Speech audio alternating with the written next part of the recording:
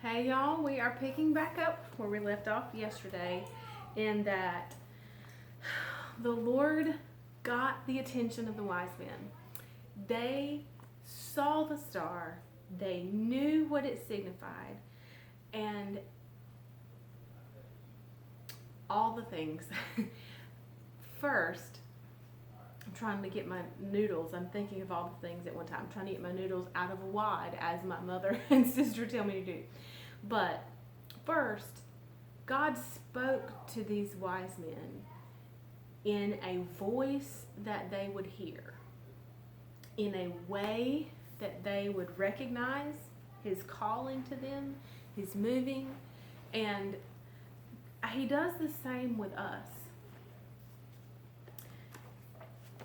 He knows the voice that we will hear, and this goes to the importance of you, and the importance of your voice, and the importance of the part that you play in all of this, in all of God's plan, that you have a part to play. You have a voice. You are the only voice that some people will hear. There are people in this world that will only listen to your voice. There are people that will not hear me. There are people that will not listen to my voice, that it will irritate them and it will annoy them and all the things that we're not going to talk about right now. But there are people who will only hear my voice, because I was created for purpose, with a testimony of His goodness and His faithfulness. And you are the same way.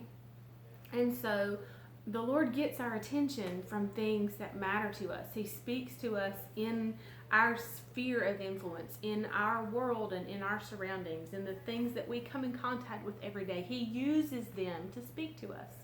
And in the same way, that's what He did with the wise men.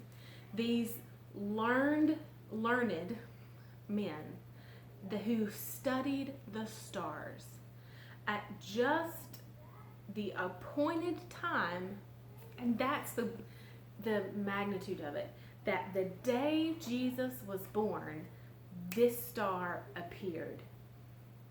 Yet God created the stars in Genesis 1 verse 16.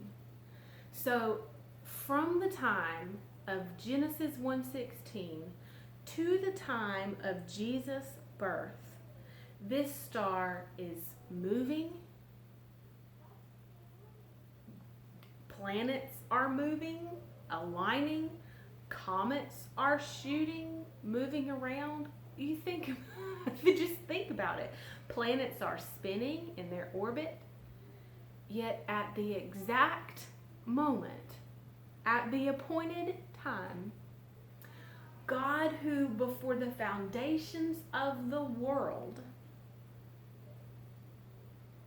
planned, in his bigness, Him being the Alpha and the Omega, He saw from beginning to end before He created earth, before He created. And so, knowing the beginning from the end, He knew what would be necessary and what would be needed at the exact moments they would be needed.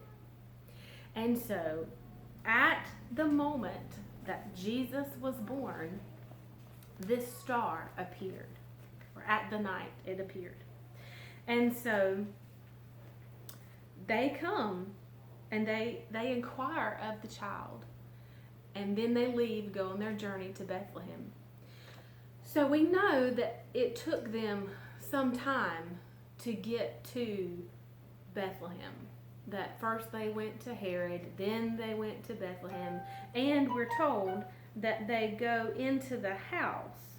That is Matthew 2 verse 11. And on going into the house, they saw the child with Mary, His mother, and they fell down and worshiped Him.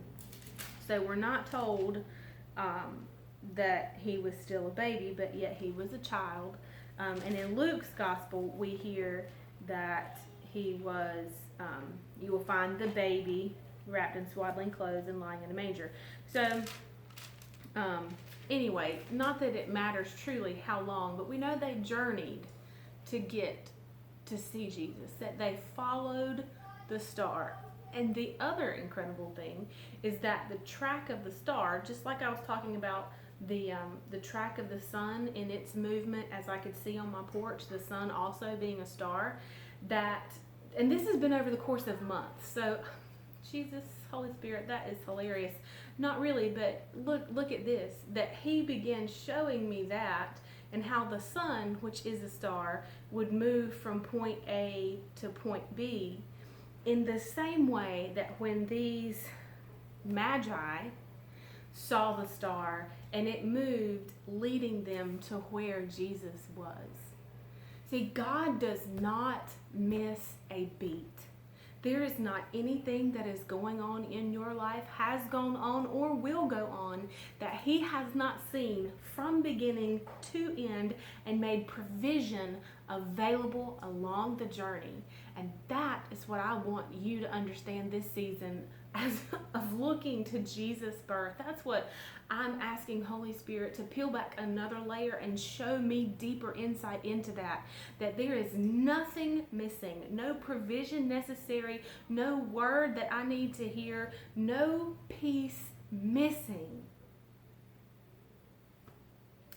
for us because of his love for us. That's good. All right, so we'll pick up here again tomorrow, and I will see you then. Bye, y'all.